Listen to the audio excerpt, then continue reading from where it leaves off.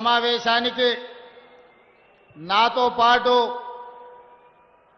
మీరు అభిమానంగా పిలుచుకునే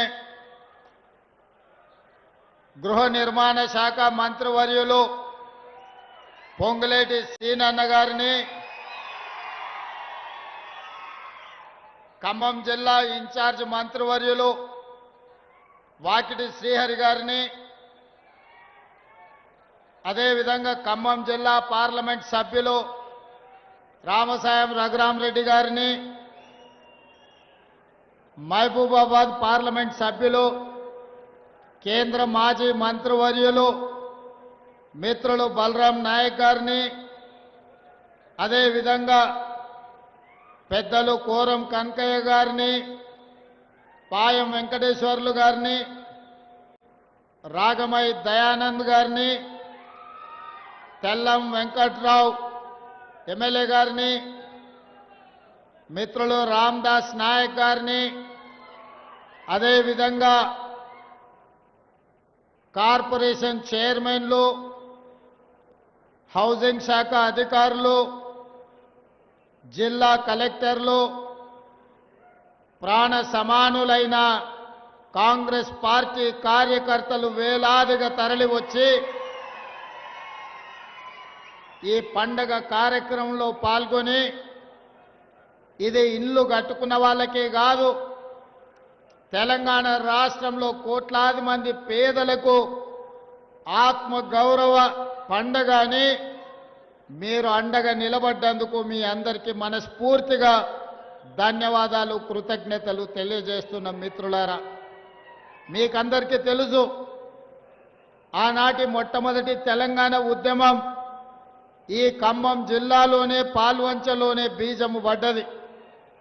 1969లో చైతన్యం కలిగిన ఖమ్మం జిల్లా ప్రజలు మా రాష్ట్రం మాకు కావాలి, మా నిధులు మాకు కావాలి, మా ఉద్యోగాలు మాకు కావాలి అని తెలంగాణ ప్రజలకు ఒక దిశను చూపించి ఈనాటి తెలంగాణ రాష్ట్ర సాధనలో ఖమ్మం జిల్లా యొక్క ప్రత్యేకతను చాటుకున్నారు.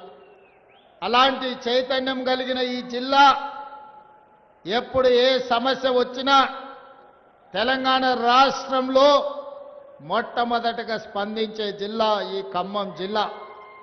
అలాంటి ఖమ్మం జిల్లాలో మొన్న జరిగిన శాసనసభ ఎన్నికల్లో, ఆ తర్వాత జరిగిన పార్లమెంటు ఎన్నికల్లో సోనియమ్మ నాయకత్వంలో కాంగ్రెస్ పార్టీని మీరు అండగా నిలబడి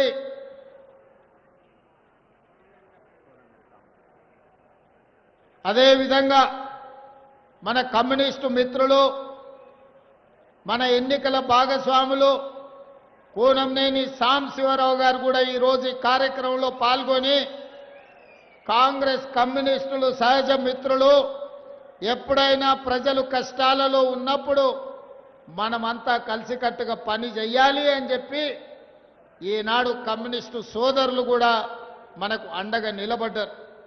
మిత్రులారా, ఈరోజు ఇది ఎన్నికల కోసమో ఓట్లు అడగడం కోసమో ఏర్పాటు చేసుకున్న సమావేశం కాదు.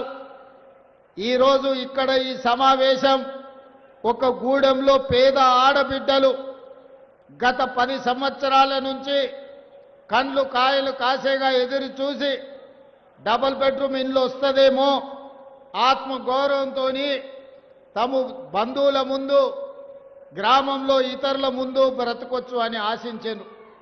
కానీ 10 సంవత్సరాలు వాళ్ళ ఆశలు అడి ఆశలై ఇక రాదేమో, మా జీవితాలు ఇంతే, మా జీవితంలో వెలుగు లేదు, మా సొంత ఇంటి కల నెరవేరే అవకాశం లేదు అని గుడిసెలో జీవించే పరిస్థితి. అందుకే ఆలోచన చేసినాం. ఇవాళ మిమ్మల్ని అందరినీ ఆలోచన చేయమని నేను అడుగుతున్నా.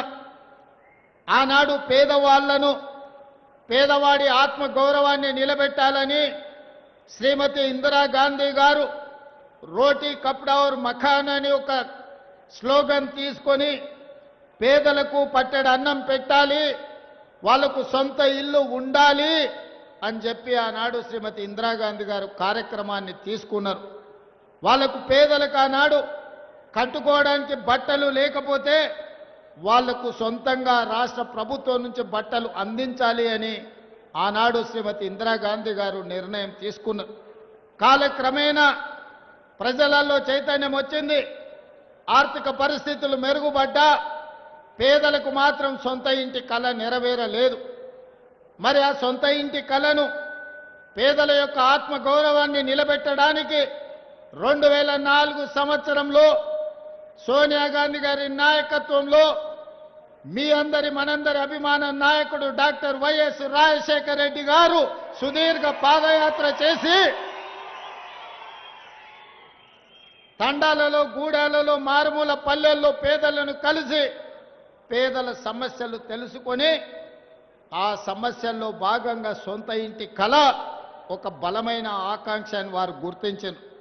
అందుకే ఆనాడు డాక్టర్ వైఎస్ రాజశేఖర రెడ్డి గారు ఇందిరమ్మ ఇండ్ల పథకాన్ని ప్రారంభించడమే కాదు, సాచ్యురేషన్ మోడ్లో ఇస్తామని, ప్రతి పేదవాడికి ఇల్లు లేని వాడికి సొంత ఇల్లు ఇస్తామని 10 సంవత్సరాలలో 25 లక్షల ఇల్లు తెలంగాణ రాష్ట్రంలో పేదలకు అందించి కాంగ్రెస్ పార్టీ ప్రతి సంవత్సరం 2.5 లక్షల ఇందిరమ్మ ఇండ్లు ఆనాడు ఇవ్వడం జరిగింది.